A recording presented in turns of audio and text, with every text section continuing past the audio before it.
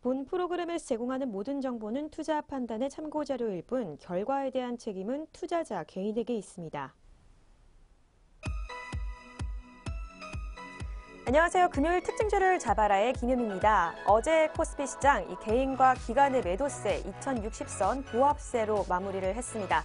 코스피 시장 전일 대비 0.07% 내린 2063선에서 거래를 마쳤고요. 코스닥 지수는 소폭 상승 마감을 했습니다. 전일 대비 0.53% 오른 683선에서 거래를 마감을 했습니다. 한편 뉴욕의 주요 3대 지수는 소폭 상승 마감을 했습니다. 미국의 기업 실적 둔화와 또 미국 연방정부의 셧다운이 장기화될 것이다라는 우려에도 불구하고 제롬 파월 연준 의장의 비둘기파적인 발언이 증시에 호재로 작용한 것으로 분석이 되고 있습니다. 다우존스 지수 전일 대비 0.51% 상승 마감을 했고요. S&P 500 지수는 0.45%, 나스닥 지수는 0.42% 상승하며 장을 마쳤습니다. 한편 이런 상황 가운데 또 오늘 우리 증시는 어떨지, 어떤 종목들 주목해야 할지 특징주를 잡아라와 함께 하시기 바랍니다. 먼저 이 시각 양장시장 지수 흐름부터 체크해 보도록 하겠습니다. 네, 먼저 코스피 시장부터 살펴보겠습니다. 오늘 코스피 시장은 현재 0.49% 상승하고 있습니다. 2073선에서 현재 거래가 되고 있고요. 코스닥 지수 역시 오늘 빨간불로 거래가 되고 있네요. 전거래일 대비 0.43% 상승했고요. 686선에서 거래가 되고 있습니다. 양장시장 모두 오늘 빨간불로 상승세 이어가고 있습니다. 이 미국 증시 호조에서 우리 증시 강보합세로 출발해서 지금 계속해서 그래도 빨간불로 거래되고 있는 모습 보여주고 있습니다. 이어서 수급별 동향도 살펴보도록 하겠습니다. 먼저 코스피 시장부터 살펴보겠습니다. 오늘 코스피 시장에서는 개인과 외국인의 동반 매수세에 있습니다. 개인이 141억 원, 외국인이 1,171억 원, 현재 물량들 사들이고 있고요. 기관이 1,283억 원 매도하는 모습 보여주고 있습니다. 계속해서 코스닥 시장도 살펴보겠습니다. 코스닥 시장에서도 오늘 개인과 외국인의 동반 매수세 있습니다. 거래 대금 자체는 많지는 않은데요. 개인이 61억 원, 외국인이 26억 원 물량들 사들이고 있고요. 기관이 홀로 78억 원 물량들 팔아내고 있습니다. 이어서 선물시장으로 가겠습니다. 선물시장에서는 오늘 개인이 홀로 2,814계약 물량들 사들이고 있고요. 외국인과 기관의 동반 매도세가 있습니다. 외국인이 2,093계약으로 강한 매도세 보여지고 있고요. 그 뒤를 이어서 기관이 579계약 현재 물량들 팔아내고 있습니다. 이렇게 수급별 동향까지 살펴봤습니다. 이어서 양장시장 등락률 상위 종목 살펴보도록 하겠습니다. 먼저 코스피 시장입니다. 코스피 시장에서 오늘 가장 강세를 보이고 있는 종목은 태양금속입니다. 3거래일 연속으로 현재 빨간불로 거래가 되고 있고요. 22%대 급등세를 시현을 하고 있습니다. 1,690원의 현재가 보여주고 있습니다. 계속해서 아티스입니다. 아티스 같은 경우에는 현재 6%대 강세를 시현하고 있습니다. 주당 350원 올랐고요. 5,630원에 거래가 되고 있습니다. 이어서 삼화전자입니다. 5.31% 현재 빨간불로 거래가 되고 있고요. 2,380원에 거래가 되고 있습니다. 역시 3일 연속으로 삼화전자 현재 강세를 보여주고 있습니다. 이어서 코스피 시장의 낙폭 큰 종목들도 살펴보도록 하겠습니다. 오늘 가장 약세를 보이고 있는 종목은 웰바이오텍입니다. 어제까지는 좀 상승세가 뚜렷했는데 오늘 하락 전환을 했네요. 9.28% 현재 낙폭을 시현하고 있고요.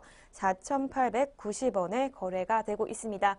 그리고 어제 특징주이기도 했던 삼성출판사, 그저께는 상한가를 기록하기도 했는데 차익 실현으로 인해 현재 9.42%대 하락세 이어지고 있습니다. 16,350원에 거래가 되고 있고요.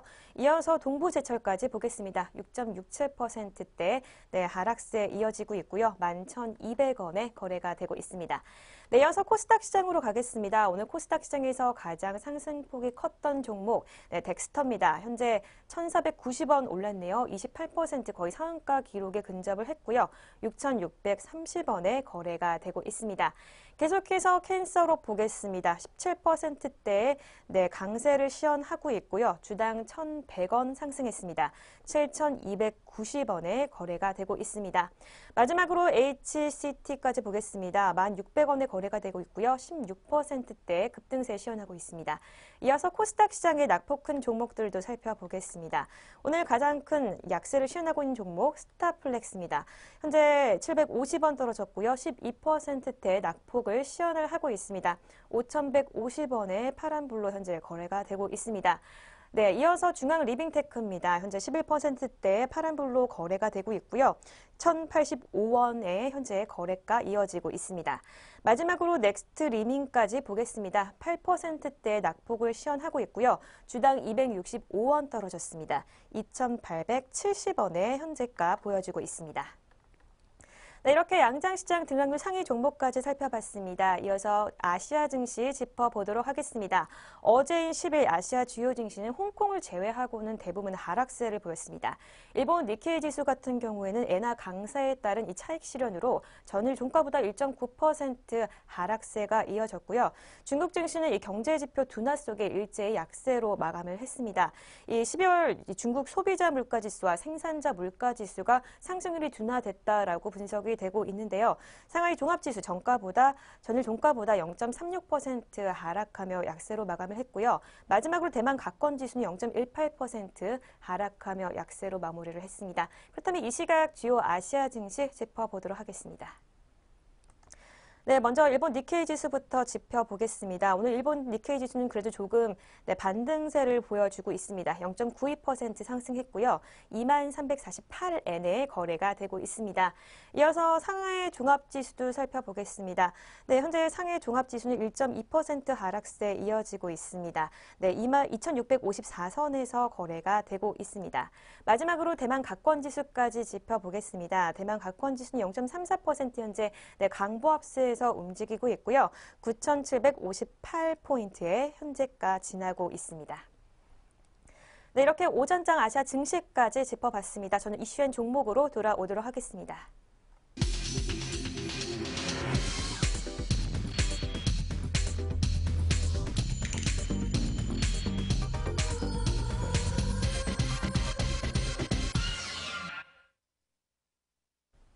네, 이슈엔 종목 시간입니다. 오늘장 가장 이슈가 되는 두 가지 종목 살펴보려고 하는데요.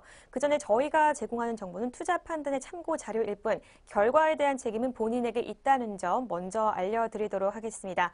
오늘 첫 번째로 살펴볼 종목은 현대글로비스입니다. 이 현대글로비스가 중국 선전에 영업 거점을 신설하고 남중국 물류시장 공략을 가속화한다라는 소식입니다. 현대글로비스는 중국 광동성의 무역 중심지인 선전시에 이 지사를 설립했다고 오늘 발표를 했습니다. 현대글로비스는 선전지사는 중국 남부 지역에서 신규 화주를 발굴을 하고요. 또 내륙 운송과 수출입 물류를 실시하며 남중국 시장 확대에 중심적인 역할을 할 예정입니다. 특히 이 베이징과 텐진, 상하이를 거쳐서 선전과 홍콩을 아우르는 중국 해안 물류 네트워크를 완성함으로써 이 수출입 물류 시장에서 경쟁력을 한층 높이게 됐다라는 분석입니다. 선전은 1980년도 중국의 첫 경제특구로 지정돼 전자와 IT 또 자동차로 대표되는 첨단 산업과 물류 해운 사업이 발전한 남부의 대표 산업 도시입니다. 중국 최대 규모의 통신 장비와 인터넷, 전기차 회사의 본사들이 위치해 있고 또 가구와 완구, 옷 등의 소비재 기업들이 이 선전 경제를 떠받치고 있기 때문에 수행할 수 있는 물류 분야가 방대하다라는 분석입니다. 현대글로비스는 선전과 광저우 지역에 위치한 국내 기업과 또 중국 현지 제조업체들을 대상으로 화물을 수주하고 트럭을 이용해 중국 전역으로 운송을 할 계획입니다. 현대글로비스 관계자는 선전 지역은 중국 남부의 산업과 또 물류의 중심지로 3자 물류시장 개척의 성과가 극명하게 드러날 수 있는 곳이라고 전망을 했습니다. 이어 그동안 쌓았던 해외 물류 역량과 기존 중국 법인들의 시너지를 결집해 이 선전 시장을 성공적으로 시장에 안착시키는 것은 물론 홍콩과 베트남 물류 진출의 전진 기지로 활용하겠다라고 분석을 했습니다. 네, 이렇게 현대글로비스 살펴봤습니다. 그렇다면 이 시각 주가 흐름도 살펴보도록 하겠습니다. 네, 현대글로비스입니다. 현재 전일 대비 0.73% 하락하고 있습니다. 주당 1,000원 빠졌고요. 13만 6,500원에 거래가 되고 있습니다. 네, 첫 번째 이슈인 종목의 현대글로비스 살펴봤습니다. 이어서 두 번째 종목인 CJ제일제당 살펴보도록 하겠습니다. CJ제일제당이 2년 만에 실시한 이 수요 예측에서 회사채 완판을 기록을 했다라는 소식입니다.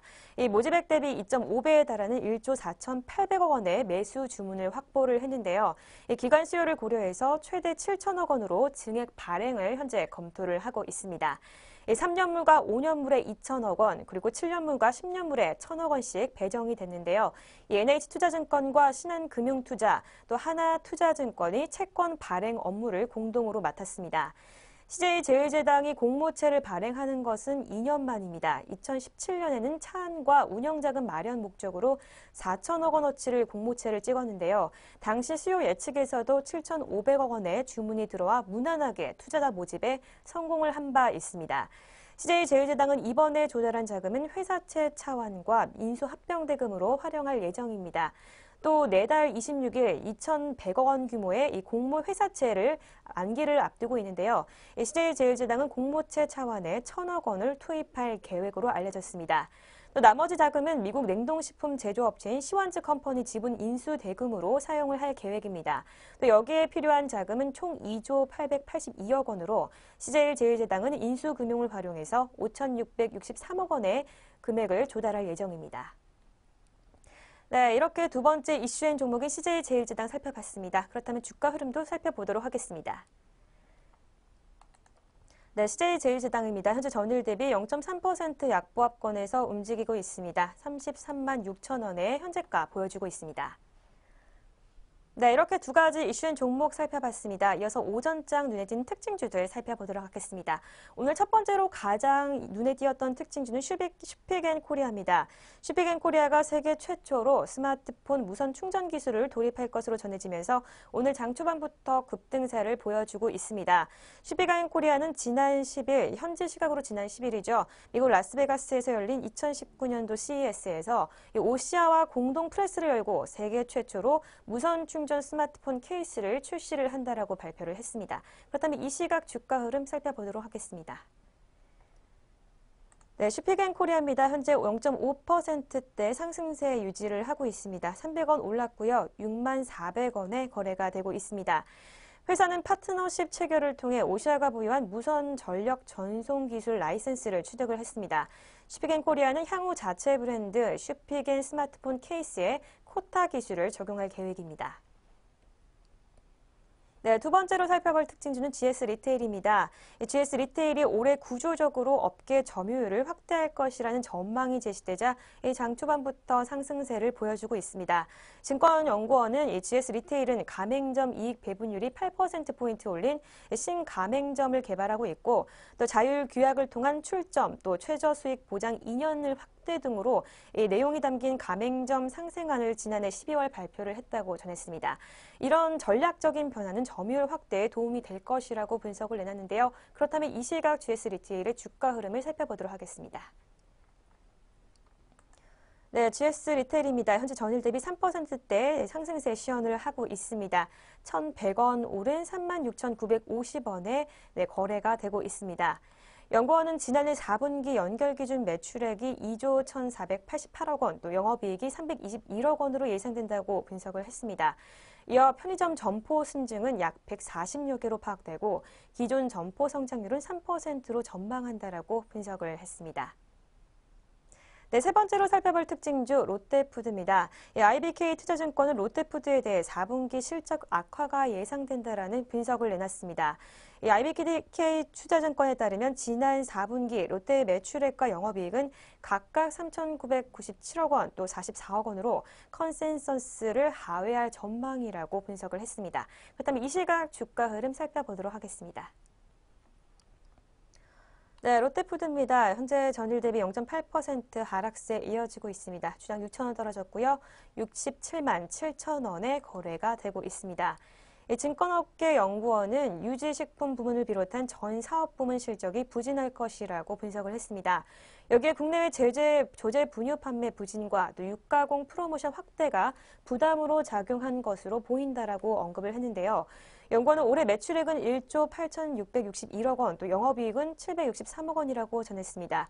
또 포스임 공장에서 생산되는 조제 분유에 대해 추가로 중국 위생당국의 위생 허가를 획득하면 중국향 조제 분유 수출 실적이 개선될 것이라고 언급을 했습니다. 이어 올해 실적 개선 기대감을 고려하면 과거 5년의 밸류에이션 하단의 현 주가는 부담은 적다라고 판단을 했습니다. 네 번째로 살펴볼 특징주는 종근당입니다. 유한타증권은 종근당에 대해 올해도 실적 성장세가 지속될 것이다라는 전망을 내놨습니다. 종근당의 지난 4분기 별도 기준 매출액은 2,624억 원, 또 영업이익은 223억 원으로 이 시장 컨센서스에 부합하는 실적이 예상된다라고 분석을 했습니다. 네, 현재 종근당 주가 흐름 살펴보도록 하겠습니다. 네, 전일 대비 1.44% 상승했습니다. 10만 5,500원에 거래가 되고 있습니다. 유한타증권연구원은 3분기의 추석 연휴 효과와 4분기 프리베나와 같은 이 계절성을 가진 제품 매출 증가 덕분이라고 분석을 했는데요. 연구원은 올해도 꾸준한 매출 증가를 이룰 것으로 강조를 했습니다. 또 해외 산업도 고무적이라고 분석을 했습니다. 헌팅턴 치료제가 한국과 미국에 임상 일상 중이고 또 빈혈 치료제는 현재 일본에서 올 하반기 시판이 가능할 것으로 보인다고 분석을 했는데요. 연구원은 전 임상에서 임상 일상으로 진입하는 파이프라인의 수가 증가하면서 이 신약 개발 모멘텀이 있다라고 분석을 했습니다. 이어 향후 기술 이전 가능성을 주시할 필요가 있다라고 분석을 했습니다. 네, 다음으로 살펴볼 특징주는 휴젤입니다. 이 유한타증권은 휴젤에 대해서 이 아시아 지역으로의 보툴리눔 톡신 수출 회복세로 돌아서고 있다라고 분석을 했습니다. 휴젤은 지난해 4분기 연결 기준 매출이 528억 원, 또 영업이익이 201억 원을 기록할 것으로 전망한다고 분석을 했는데요. 전년 동기 대비 매출은 5.4% 늘어났지만 영업이익은 19.9% 감소한다라는 전망치입니다. 그렇다면 이 시각 주가 흐름 살펴보도록 하겠습니다. 네, 휴젤입니다. 현재 전일 대비 1.54% 하락세 이어지고 있습니다. 34만 4,200원에 거래가 되고 있습니다. 연구원은 지난해 3분기 아시아 지역의 톡신 수출 감소와 주요 원인이었던 태국과 일본 벤터 수출이 회복 단계로 돌아서고 있는 것으로 보인다라고 분석을 했는데요. 이 톡신과 필러의 매출 감소에도 불구하고 화장품의 매출 성장이 이어지면서 전체 매출은 증가했을 것이라고 분석했습니다. 유한타증권은 올해 화장품 브랜드 웰라주의 가파른 매출 성장과 또 톡신의 수출 회복을 기대를 했는데 특히 웰라주의 경우 면세점의 채널의 매출 증가가 두드러진다라고 분석을 했습니다. 다만 면세점의 채널은 매출액의 일정 비율 수수료를 내고 있기 때문에 전체 영업이익률이 낮아질 수 있다라고 설명을 했습니다. 이어 연구원은 톡신 수출 회복에 대해서 1분기 중국 사완 제약으로부터 임상 3상 종료에 대한 임상 시험 결과 보고서를 수령한 이후 시판 허가 신청이 예상된다라고 분석을 했습니다. 또 올해 정식 허가 2년차가 되는 러시아와 브라질에서 톡신의 매출 성장도 기대된다고 언급을 했습니다. 네, 이렇게 오전장 눈에 띄는 특징주까지 살펴봤습니다. 특징주를 잡아라 저희가 준비한 소식은 여기까지입니다. 전 더욱더 알찬 소식을 가지고 다음 주 찾아오도록 하겠습니다. 시청해주신 여러분 고맙습니다.